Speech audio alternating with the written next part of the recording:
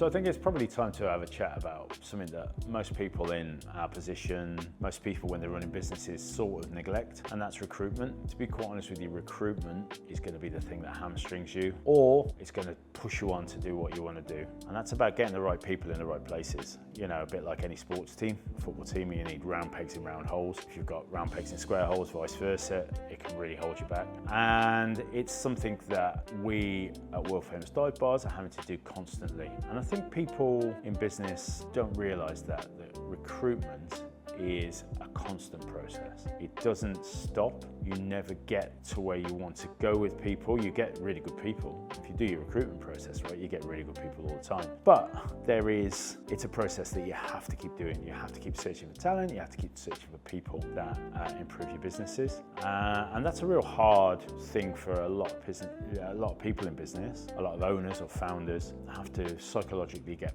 beyond. There are people out there that have a skill set that you don't have personally. You might be the best in your business at being 50% good at everything. It's not the case in my case, but I'm way less than that. You have to accept that you need to find people that are going to be really valuable to you, and all the things that you can offer them as well. Career, recompense, all the rest of it. Because if you get it wrong, it's really tough. We've got lots of businesses. We've got 14, 15 businesses. That's a lot of people in senior positions. That's a lot of people in not senior positions. I mean, that's just a lot of people. When you get it wrong, it's really apparent to you how much that affects what you're doing or what you're trying to do, what you're trying to achieve.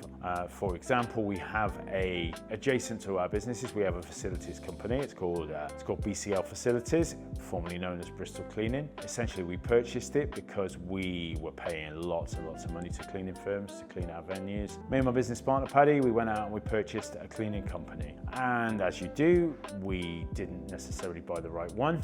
In fact, we probably bought the wrong one. We bought a bit small. We didn't have great management in place. So we had to go into that, get under the bonnet of that company, rip out all the bad bits and start to rebuild it. Great, why are you using this, you might say? Why are you using this as an example?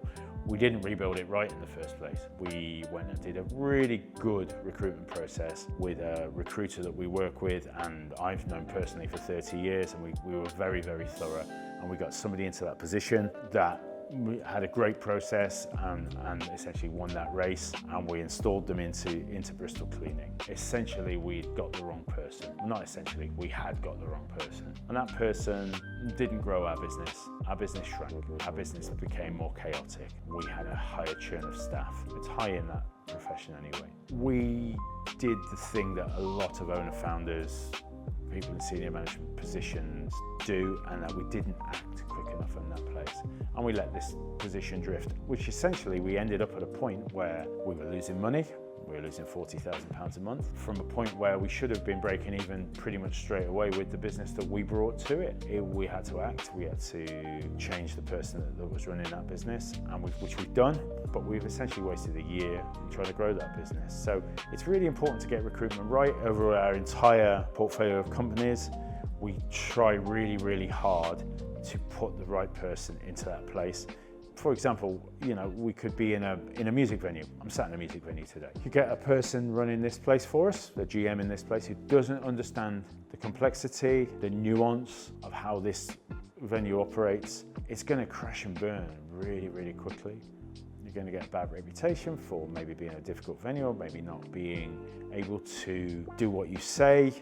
Your equipment might be wrong, the staff you've got behind your bar might be wrong, they might not be able to service an audience that has come here for a specific reason to watch a band, and they might not be able to do that high volume throughput that you need in between bands. So like, people are serviced by the drinks, and the venue makes some money because bars subsidise music venues. If you haven't got somebody that's attuned with that process, it's going to crash and burn really quickly. Similarly, in the sort of overarching umbrella part of our business, where we have operations that need to be steering our whole junk empire of different things, so we're not losing money and money isn't leaking out here and out there. So if you haven't got the right people in that, money just leaks away and you don't even notice it until it's gone, and you're like, oh, that was a silly thing to do. There's nothing you can do about it. You can't affect it. So if you are still watching this wonderful video about recruitment, I think you need to go away and ask yourself, what is my process? because people don't think enough about what they actually need before they go out and they actually talk to people. Your process is really, really important. You need to work out if this person, firstly, can you work with them? Before you do anything else, can you personally, as a founder, as a senior manager, can you work with somebody? Because if you can't, none of your businesses are going to fly, because you will become the block. Because you can't work with this person, you will become the block. But you ask yourself the three other things, and then nothing new here. If you've watched any other videos on this sort of thing, you might have heard somebody say this before, but have they done it before? So experience is really, really necessary. Can they do it? When they were doing it before, were they a success? And this one's probably the most important one, is will they do it again, or will they do it? I've employed many GMs with great CVs, big long CVs of success. You know, relevant industry, same type of venue, same type of pub group, but we've never really got to the bottom of will they do it again. There's a lot of reasons why somebody might not do it again. They might be bored, they might feel they've reached the ceiling in this certain profession, and they're only in front of you because they can't really find what they want to do. Will they do it again? Have they aged out? You know, in hospitality, you age out of hospitality, or certainly you age out of certain roles, and it sort of goes from when you're a little bit younger, you can work at late nights. Yeah, I can work till 4 in the morning. It's easy, isn't it? I'll get up at 10 o'clock the next day because, you know, I've got youth on my side. Don't ask me to do that. You're going to see a very different Mark at 11 o'clock in the morning if I've worked till 5 in the morning. But going back a few years, I'd do it and I'd bounce and I'd bounce and I'd bounce and I'd bounce. I'd do it day after day, week after week, and it not really affect me. You know, so you can age out of that. And in hospitality, you go from, oh yeah, late night venues to some more traditional venues, you know, still nighttime working, but you're working till 11, you're working till 12 o'clock. And that's a lot easier because you're in a more regular pattern. And then you age out of that, to be fair. You can age out of that if you haven't moved from that into an owner-operator role, or you've moved into a senior management role at a certain point in your life. You're going to age out of that as well, and it's just not going to be physically able to do that. You know, you might, if you're not in a management role, you might move into, you know, more daytime operation, restaurants, coffee shops, hospitality, hotels. So it's really important to make sure that somebody will do it and they mentally can do it. I mean, going back to the cleaning company, going back to BCL Facilities, you know, we didn't ask that question well enough for the person we installed there. We asked the other two questions. They come from a very high-powered job.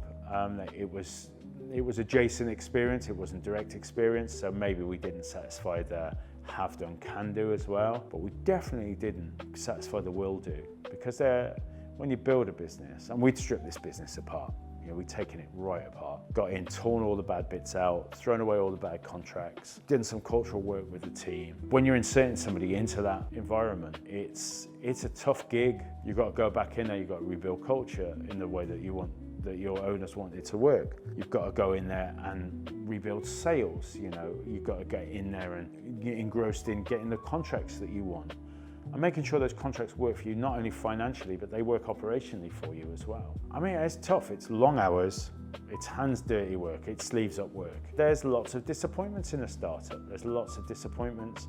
You have to do a bit of bull work, you know, you've got your heads down, you've got your horns out and you're charging forward for a bit, and you know, like sometimes you run into a brick wall and it stops you and you have to go back and you have to run again, you hit it, and you might have to do that 2 or 3 times until you bust through. You know, that's tough work, and if somebody is not prepared to do that you recruit, then you're not going to have any success. You're just not going to have any success. Can do, have done, will do. Might not even be in that order, but you need to satisfy those 3 things, because recruitment is key to getting forward in business, to making that move forward. Working on yourself, all those other things that people tell you to do, they're all important as well. But accepting that you need skill sets around you, accepting that somebody else's skill set gets you to where you want to go, and you need to go out with that aim in mind of finding people with those skill sets that fit your culture, fit your team, you can work with, and have all those attributes that gets you and your business to where you want your business to go. If you don't put effort into recruitment in that way, and you don't think about it, and you don't think about it holistically, and think about what you need to achieve, then you're never going to get there. And I'm not saying I've got there. When I accepted those maxims, when I looked at it in that really structured way, I started making progress. I don't even really know where I'm going to. and I'm quite candid with that. But I think I'm a lot further down the road from where I started, and I think you could be too.